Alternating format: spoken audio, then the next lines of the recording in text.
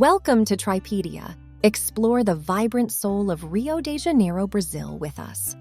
From the iconic Christ the Redeemer statue to the electric energy of Copacabana Beach and the lush beauty of Tijuca Forest, our channel is your guide to the best places this sizzling city has to offer.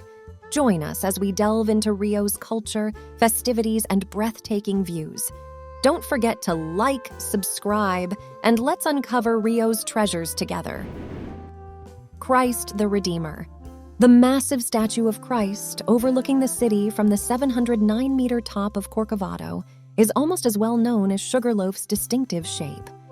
The world-famous structure was built between 1922 and 1931, virtually completely with contributions from Brazilian Catholics. The Polish-French sculptor Paul Landowski designed the Art Deco statue, which was built by Brazilian engineer Heitor da Silva Costa in conjunction with French engineer Albert Cacot. The figure is 30 meters tall and 28 meters long, made of reinforced concrete and soapstone, and weighs 635 metric tons. The Sugarloaf. Sugarloaf, a rock summit 394 meters above the harbor, is Rio de Janeiro's most famous landmark. It is located on a spit of land that extends out into the sea and wraps around its port, and it is linked to the city by a narrow strip of land. A cable car goes from Praça General Tiburcio to the top of the Morro da Urca, a lesser peak from which a second cableway runs to the Sugarloaf summit. The entire steep coast that surrounds the bay and its islands may be seen from here. Copacabana. Few cities have a gorgeous sand beach at their heart, let alone one that runs 4 kilometers along one full side of the city. The legendary Copacabana Palace, erected in the 1920s and now classified as a national monument, is the undisputed monarch of the region and among Rio hotels. Copacabana Fort, located near the far end of the beach, was built in 1914 and was the site of an officer revolt in 1922 when officers seized over the fort and turned its guns on the city. The insurrection was put down the next day when the government sent in battleships to attack the fort. Vidigal Favela. The area was named after Major Miguel Nunes Vidigal, a former leader of the Rio de Janeiro State Military Police in the 19th century.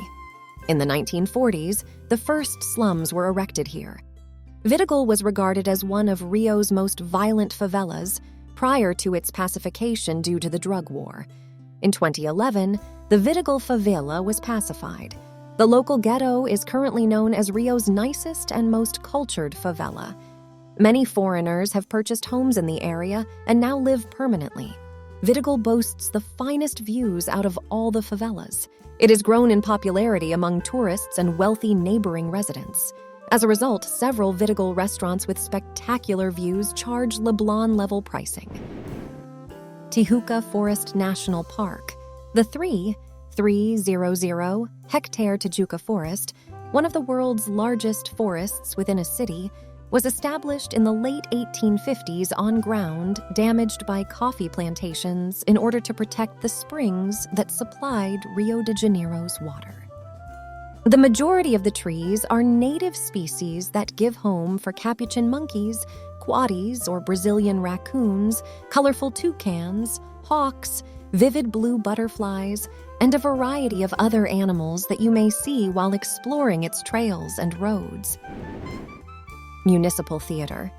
The enormous Municipal Theater, constructed in the early 20th century, was inspired by Charles Garnier's Paris Opera, and its interior is even more elaborate and expensive than the spectacular towered facade.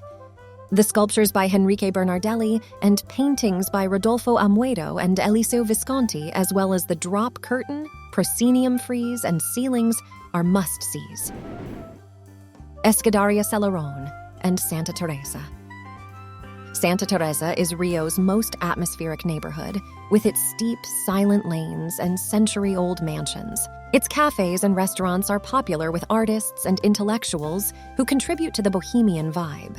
The Escadaria Selarón, located on the outskirts of Santa Teresa where it meets the Lapa neighborhood, is one of Rio's newest tourist attractions. Jorge Selarón, a Chilean-born artist, covered a lengthy flight of steps in front of his house with mosaics made of tiles, ceramics, and mirrors, many of which were blue, green, and yellow, the colors of the Brazilian flag. Ilha Fiscal. This neo-Gothic castle near Rio de Janeiro's bay was completed in 1889 and used as a customs inspection structure for many years. This architectural masterpiece, replete with turrets and towers, is now open to the public. Smooth hardwood floors with mosaic patterns adorn Ilha Fiscal, while spectacular stained glass windows sparkle in Rio's tropical light. Take a trip through the museum that highlights Brazilian naval history as you browse around. The island can be reached by bus or boat. Monastery de Sao Bento. The church and monastery of Sao Bento, just above the harbor, are one of the best Benedictine complexes in Brazil. The original 1617 church lacked aisles until the installation of 8 side chapels in the second part of the 17th century. The inside was decorated by the Benedictine order's top painters. Mestre Valentim's silver work graces the choir chapel, as do 14 paintings by Ricardo do Pilar, a monk who was the foremost Benedictine painter of colonial Brazil. Senhor dos Martirios, or Christ of the Passion, his masterpiece, is housed in the monastery's sacristy. Sao Francisco de Penitencia. The Igreja da Ordem Terceira de S. Francisco de Penitencia is separated into 3 portions, each with its own entrance, and the church's plain facade betrays the wealth within. The inside is a riot of gilded wood carving, beginning in 1657 and completed in 1773. Manuel and Francisco Xavier de Brito, 2 famous Portuguese sculptors and woodcarvers, were among those who contributed to the interior's decoration. They used decorative forms that influenced Alejandro and other Brazilian Baroque masters in their Brito style. The choir ceiling contains the earliest trompe l'oeil painting in Brazil, created in 1736 by Caetano da Costa Coelho, who later painted the nave ceiling in the same style. Thank you for joining us on our travels around the world with Tripedia. We hope that our videos have given you a glimpse into the incredible diversity and beauty of our planet. We believe that travel is not just about ticking off destinations on a bucket list, but about immersing yourself in new cultures, meeting new people, and creating unforgettable memories. As you continue your own journey, we encourage you to explore with an open heart and an open mind. Whether you're traveling solo, with friends, or with family, every trip is a chance to learn, grow, and connect with the world around you. Thank you for being a part of the Tripedia community, and we look forward to continuing to share our adventures with you. Don't forget to subscribe to our channel for more travel inspiration and tips. Until next time, safe travels.